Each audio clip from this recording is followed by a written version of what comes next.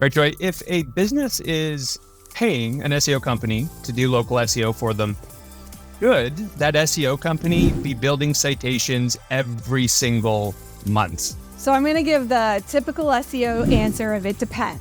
All right. And the reason why it depends is because the number of citations that matter is really, really based on the industry.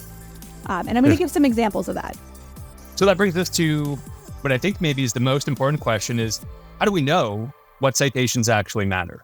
So the easiest way to figure out what citations matter for your business is to do a branded search on Google, see what ranks. There might be wildly different results for a plumber, for example, than you would see for a lawyer. And then to kind of expand on that, to see which ones you're missing, pick some of the top businesses that rank on Google in your industry and do a branded search for them as well to try and pick up on some that you might be missing. Do you have any guidelines or best practices, assuming there's no infinite scroll? How many pages are you going back to assess the citations? Is it just what's on the first page, maybe the first two, or is that also a bit of it depends? I'd say check the top 10 to 20 results. Now, to give an example of this, I want to share a test that we recently did when it came to what I call tier 2 citations. So I'm going to clarify what tier 2 citations are. These are the ones that you will often hear about in local SEO. You'll see people building them, but they do not fit the description of what I just described. So these ones are not usually sites that you see ranking on Google for branded terms. And I really wanted to know, do these types of citations still hold any weight? Do they hold any value? And should you pay for them? Because there's a lot of providers that offer citations pretty cheap. So to test this out, we built a pretty small number for a client of ours. We built 15 different citations. So some of the sites that we included were ones like Brown Book, Merchant Circle, Hot Frog, Manta, To Find Local, and a few others like that. And just for some context and actually a little bit of a fun story here, Joy, when I got into the SEO industry in 2010, I think the very first task I ever had was to create a business profile on Brown Book. That's how long this particular profile has been around. Same with Hot Frog. So it's kind of crazy that they still exist. But they do. Yeah. And outside of SEOs, you probably won't hear anybody talk about these sites. Yeah. So we knew from previous tests that links are more likely to impact organic rankings than local. And what we saw with this test was the exact same thing. We were actually able to track some impacts to organic ranking, but there was no impact at all for local pack rankings. When we first built these links, you will see that we saw a small increase in organic ranking for this business. The reason why it was small is because a lot of the citations that we had built were not even in Google's index.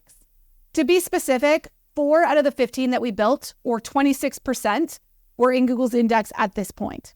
So I thought about it and I was like, what if we forced Google to index them? I mean, we're SEOs. We know how to make links get indexed. So we went ahead and did that.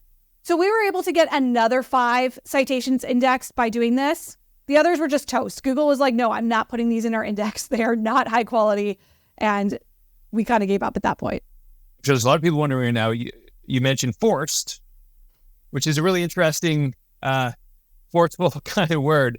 And I picture you like taking Google and putting its arm behind its back and like, index this now. Tell us, like, what do you mean by force, right? Did you use a specific tool? What is the tactic to force Google to index something? Yeah, there are absolutely tons of tools out there that do this. You can also link to it. That's a good way to get Google to index something. Just link to it somewhere. But that's exactly what we would do in a test like this. So after forcing Google to index them, we saw an increase in ranking. The kicker is it didn't last. Everything looked great until a month later. When we went back and checked, we saw all the gains we have got from all these citations undid themselves. And the reason why was pretty obvious. When we went and checked to see if any of these citations were still in Google's index, all of them had become unindexed 6 months later, with the exception of one. Any guesses on which one it was? Well, I'm going to go with my earlier mentioned Brown Book. And the reason I mentioned Brown Book is because it's got a soft spot in my heart. I think in 2011, I submitted like 6,000 different businesses to Brown Book. So I'm going with Brown Book all the way. What is it, Joy? I mean, that's it, right? It's literally why I hired you, Colin, because you know these things. You know the value of Brown Book. So it got you your promotion. Way to go. Now, question for you, Joy. So that's interesting. So out of all these, Brown Book was the only one that was actually indexed after all was said and done. Is there anything you can share with the audience in terms of what you think maybe was the reason why Brown Book was the last directory standing, or is this just a random thing? How can people systematize trying to figure out how to make another Brown Book happen?